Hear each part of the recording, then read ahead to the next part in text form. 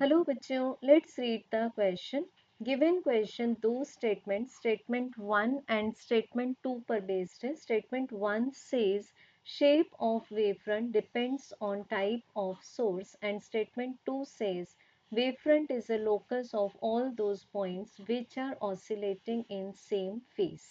सो बच्चों बेसिकली अगर हम वेवफ्रंट के टाइप्स देखें तो wavefront has three types. First is the spherical wavefront जो कि बनता है पॉइंट सोर्स में से आइसोट्रॉपिक मीडियम में।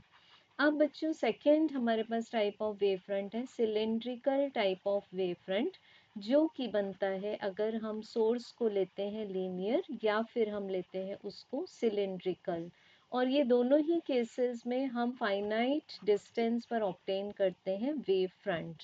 अब third type of wave front है बच्चों प्लेन वेव फ्रंट जो कि हमें दोनों ही सोर्सेज यानी कि point source as well as linear और सिलेंड्रिकल सोर्स से मिल सकता है प्रोवाइडेड दो कंडीशंस ओबे हों कि हम एक small section of wave front को ऑब्टेन करें at the infinite distance from the source of light.